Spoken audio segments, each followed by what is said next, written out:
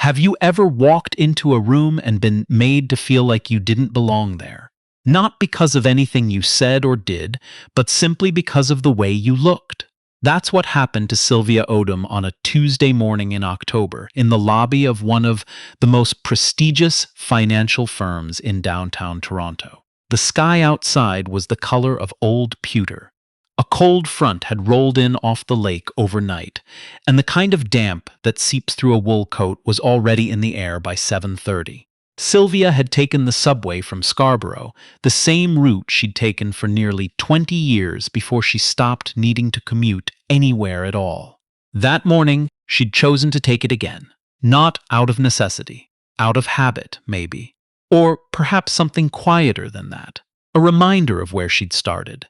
She wore a plain charcoal blazer over a cream blouse. No jewelry except for a single thin bracelet on her left wrist. Gold, but understated enough that most people wouldn't notice it. Her hair was natural, pulled back simply. She carried a canvas tote bag from a grocery store in the Danforth neighborhood, the kind with a faded logo that had been through 100 wash cycles. She was 51 years old, a black woman, and she walked into Hargrove and Sloan Capital Management at 9:04 in the morning, without an appointment, without an assistant, and without anything to announce who she was. That was entirely the point. The lobby of Hargrove and Sloan was the kind of space designed to remind you, gently but firmly, that some people belong and some people are merely visiting. The floors were pale marble. The reception desk was a long, curved sweep of white stone and brushed steel, backlit softly so it seemed to glow. Two towering floral arrangements flanked the entrance. White orchids, fresh, expensive. Security guards stood near the elevators with the particular stillness of men paid to look capable. Behind the reception desk sat a young woman named Tiffany Whitmore. Tiffany was 26, with the kind of confidence that comes from never having been told no in any setting that actually mattered to her. She had been hired 8 months ago and had already, in her own estimation, mastered the most important skill of her role, reading people at a glance. She could tell, she believed, within about 4 seconds whether someone was a client, a delivery person, or a problem to be managed. She looked up when Sylvia walked in. 4 seconds passed. She looked back down at her monitor. Sylvia approached the desk quietly. She set her tote bag on the floor beside her and waited. Tiffany continued typing. Not urgently, not with any apparent purpose. Just typing, in the slow, deliberate way of someone who wants you to understand that they are busy and you are not the priority. "Excuse me," Sylvia said. Tiffany looked up with an expression that wasn't quite a smile and wasn't quite annoyance. It was something in between the professional non-face of someone who has learned to be dismissive without being technically rude. "Can I help you?" "I'm here to see the floor. I have a meeting on the 14th. Tiffany's eyes moved from Sylvia's face to the tote bag on the floor, then back up. "Do you have an appointment? I do name Sylvia." Tiffany typed something. She frowned slightly at the screen, the way people frown when they're looking for something they don't expect to find, or perhaps something they've already decided isn't there. "Last name? Odom." More typing. A longer pause this time. Tiffany's frown deepened almost imperceptibly, then smoothed out into that professional blankness again. "I'm not seeing anything," she said.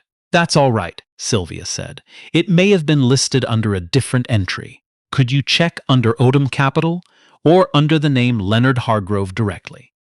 Something shifted in Tiffany's expression at the mention of Leonard Hargrove. It was small, a flicker, like a light behind a curtain, but it was there. "You have a meeting with Mr. Hargrove?" "I do." Hargrove is in meetings all morning. He doesn't take walk-ins." "I'm not a walk-in," Sylvia said. Her voice was calm, unhurried. The kind of calm that has been practiced through a long time of having to be calm when other people weren't. "We scheduled this 3 weeks ago." Tiffany tilted her head slightly. It was a small gesture, almost sympathetic, the kind of look you give someone when you're about to tell them something they don't want to hear and you want them to believe you feel bad about it. I'm sorry, but I'm not able to send anyone up to that floor without confirmation in the system. It's policy. I understand the policy, Sylvia said. Could you call up and confirm with his assistant? I'd need a reason to do that. There was a pause, not an uncomfortable one, from Sylvia's end. She had been in rooms like this before. She had been looked at the way Tiffany was looking at her before. She understood what was happening, and she did not take it personally, exactly. But she did not pretend it wasn't happening either.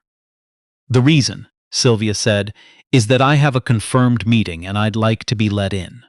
Tiffany leaned back slightly in her chair. Ma'am, I've been doing this job long enough to know when someone has an actual appointment with executive leadership and when someone is. She paused, searching for the right word, or at least a defensible one, confused about the details. Sylvia looked at her for a moment. Just looked. There was nothing threatening in it, nothing aggressive. It was the look of someone who is making a decision about how to proceed and has decided. I'm not confused, Sylvia said. I'm going to have to ask you to have a seat over there, Tiffany said, nodding toward a row of chairs near the window. If you do have a meeting, someone will come down to get you. And if no one comes? Then I think that answers the question of whether you have a meeting. It was the kind of thing that sounds almost reasonable until you hold it up to the light. Sylvia picked up her tote bag. She did not go to the chairs by the window. She stood exactly where she was, with the particular stillness of someone who knows they have every right to be where they are and has stopped feeling any need to prove it. Tiffany's expression hardened, just slightly. She reached for her phone. What happened next would take about 90 seconds, but those 90 seconds would be the kind that a room doesn't forget. A security guard named Patrick, broad-shouldered, polite by instinct, doing a job that he understood was sometimes used for purposes he wasn't entirely comfortable with, walked over from the elevator bay. He was not unkind. That was the hardest part, in a way. He was simply following the energy in the room, and the energy in the room was pointing at Sylvia Odom. Ma'am, I'm going to have to ask you to move toward the seating area or exit the building. I have a meeting on the 14th floor, Sylvia said. We can verify that once you're seated. She's already been asked to be seated, Tiffany said from behind the desk. Her voice had taken on a new quality, a slight edge, the confidence of someone who now had institutional weight behind them. She refused. Patrick looked at Sylvia with something that might have been apology, if apologies could be expressed purely through a slight softening around the eyes. Ma'am, my name is Sylvia Odom, she said clearly. Not loudly. Clearly. I am a scheduled visitor with a confirmed meeting with Leonard Hargrove, your firm's managing partner. I have not raised my voice. I have not caused any disruption, and I have not violated any policy that I can identify. I am standing at a reception desk asking to be admitted, which is the appropriate way to handle this situation. Patrick paused. He was, underneath everything else, a reasonable man, and something in the way she spoke made the calculus of the moment shift slightly in his mind. But Tiffany was already standing. I'm going to have to call building security, she said, if you won't cooperate. I am cooperating, Sylvia said. I am telling you who I am and why I'm here. That is cooperation. Then wait in the seating area.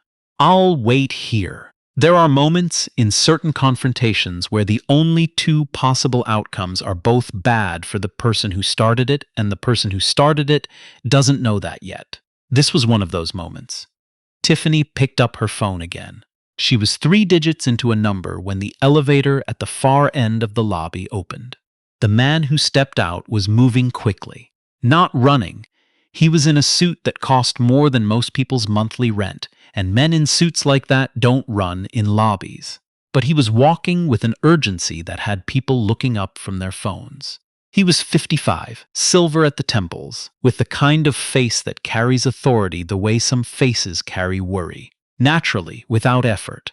His name was Leonard Hargrove. He was looking at Sylvia Odom. Sylvia. He said it the way you say the name of someone you've been expecting, and have perhaps been slightly anxious about keeping waiting. I am so sorry. My assistant didn't get the confirmation email out in time. This is entirely on us." He turned to look at the reception desk, at Tiffany, at Patrick. He took in the scene in the efficient, comprehensive way of someone who has managed people for a long time and understands what he's looking at without needing it explained.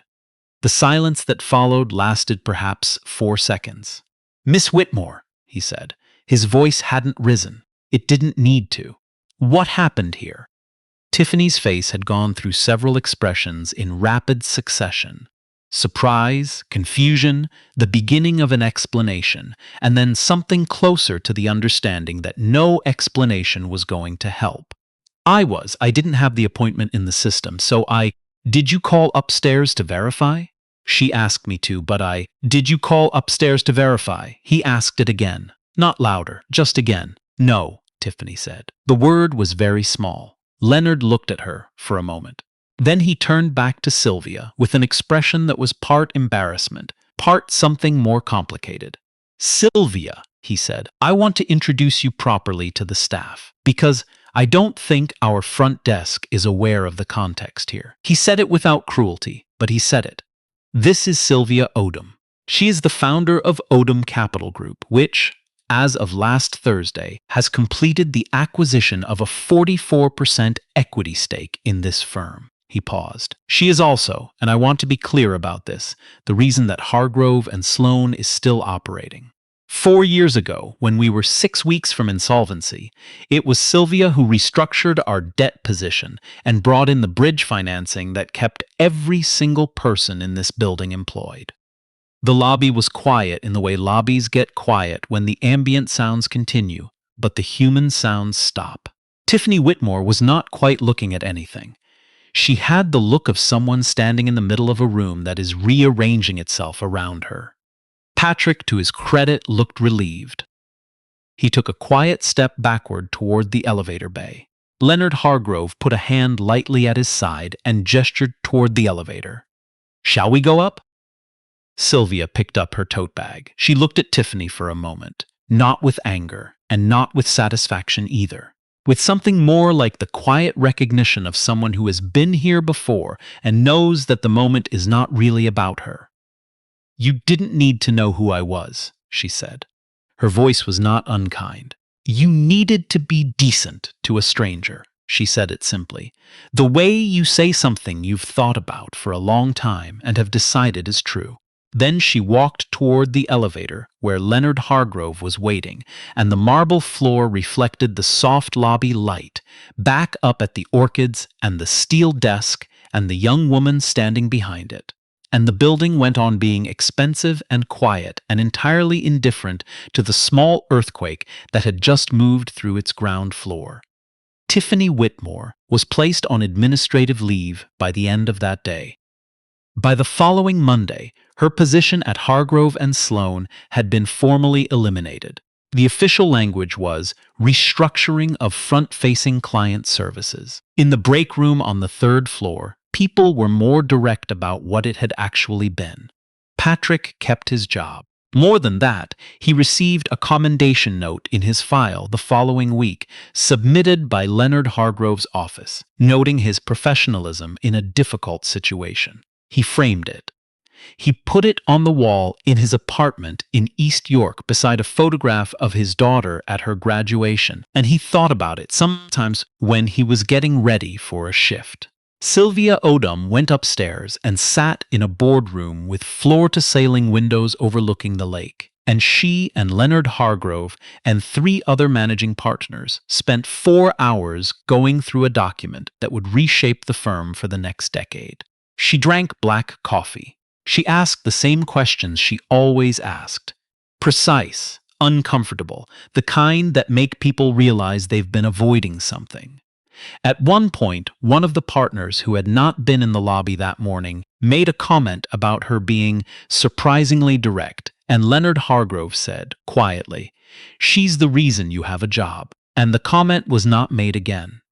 At 2 in the afternoon, she took the elevator back down. The lobby was quieter now.